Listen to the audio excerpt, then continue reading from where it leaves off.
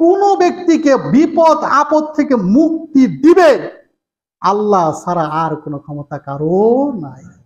মা আসাবা মিন মুসিবাতিন ইল্লা বিইذনিল্লাহ, আল্লাহর অনুমতি ছাড়া এই পৃথিবীতে বিপদ আপদ থেকে কাউকে বিন্দু মাত্র উদ্ধার করার আর কারো কোনো ক্ষমতা নাই।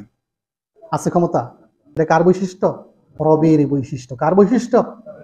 রবের বৈশিষ্ট্য। আপনি যদি এখন বলেন আমার তো এমন অসুখ হয়েছে, এমন বিপদ হয়েছে, গিয়ে একটা তাবিজ নিয়ে আসলেন।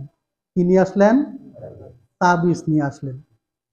তাবিজ গলায় পড়লেন, হাতে পড়লেন, যেখানেই পড়লেন, সেটা হোক নকশা, হোক গাছের গুড়ি, হোক গাছের ডাল, আছে না অনেক সময়, হোক পিতলের আংটা, হোক বালা, যাহা কিছুই পড়লেন, এই সকল কিছু আপনি পড়লেন, ওই আপনার বালাকে, ওই তাবিজকে, ওই গাছের ডালকে, এগুলোকে আপনি কি বানাইলেন?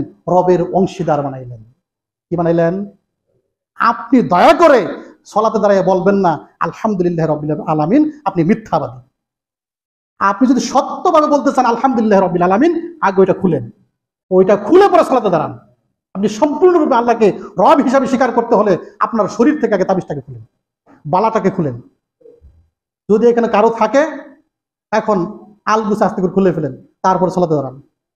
তা নাহলে আপনি মিথ্যাবাদী। আপনি আশ্রয় নিয়েছেন কার? ওই রবের আশ্রয় নেন নাই, আপনি রব তৈরি করেছেন। একটা হাদিস আপনাদেরকে শোনাই, তাহলে ক্লিয়ার হবে।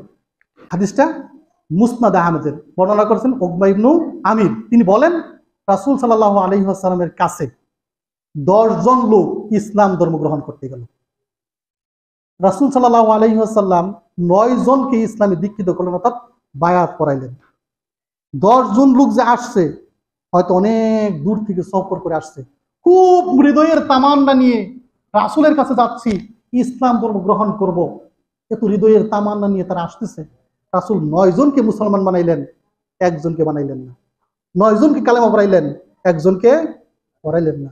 ওই 9 জন ব্যক্তি বলতেছে, ইয়া রাসূলুল্লাহ সাল্লাল্লাহু আলাইহি ওয়াসাল্লাম, আপনি, আমরা সবাই ইসলাম ধর্ম গ্রহণ করতে আসলাম, বায়াত করতে আসলাম, আপনি 9 জনকে করলেন, একজনকে করলেন না। রাসূল বললেন তার হাতে তাবিজ আছে। তার হাতে কি আছে?